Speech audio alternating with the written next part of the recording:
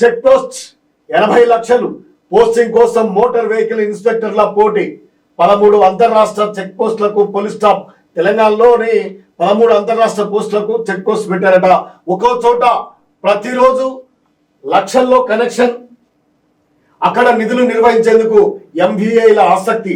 Posting కోసం ఎంతైనా చెల్లించేందుకు ready. మధ్యవర్తిగా ఓ రిటైర్డ్ ఆఫీసర్ కీలక పాత్ర. ఆయనకు మద్దతుగా పలు ఉద్యోగ సంఘాల నేతలు. ఫోకస్ పెట్టిన మంత్రి పొన్నం ప్రభాకర్. తెర వెనుక వ్యక్తులపై మినిస్టరీ ఆరా.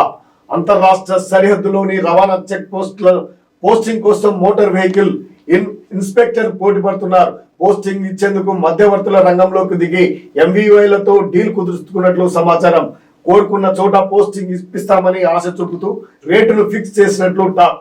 ఏరియాను బట్టి 80 లక్షల వరకు డిమాండ్ చేస్తున్నట్టు సెక్రటరియట్ వర్గాల్లో ప్రచారం జరుగుతున్నది. అడిగినంత మొత్తంలో ముడుపునిచ్చుకునేందుకు మోటార్ వెహికల్ ఇన్స్పెక్టర్ సైతం సిద్ధంగా ఉన్నట్లు సమాచారం. చెక్ పోస్టులు బట్టి రేటు.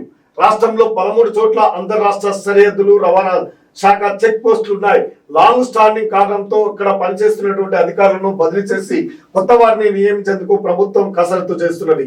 దీంతో ఆ స్థానాల్లో పోస్టింగ్ కావాలంటే తాము ఇప్పిస్తామని కొందరు మధ్యవర్తులు బేరసారాలు దిగుతున్నట్టు సెక్రటరియట్ వర్గాల్లో టాక్.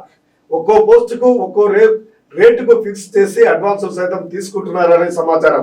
కనిష్టంగా 50 లక్షలకు మించి ఆ పోస్టులు మించి జరుగుతూ ఉన్నాయట. అంటే పోస్టింగ్ల కోసం మోటార్ వెహికల్ కి సంబంధించినటువంటి ఇన్స్పెక్టర్లు లక్షలాది 50 లక్షల రూపాయలు పోస్టింగ్ కోసమే ఇస్తున్నారంటే ఎంత వసూళ్లు ఎన్ని వస్తున్నాయో మనకు స్పష్టంగా అర్థమవుతుంది.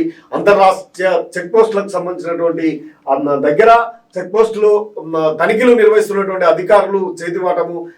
ఈ విధంగా పోస్టింగ్ కోసమే 1,50 లక్షల రూపాయలు ఇస్తున్నారంటే అక్కడ ఎన్ని కోట్ల రూపాయలు వారు అక్రమ ఆస్తులను సంపాదిస్తున్నారు, అక్రమంగా వసూలు చేస్తున్నారు అనేది మనకు స్పష్టంగా అర్థమవుతుంది.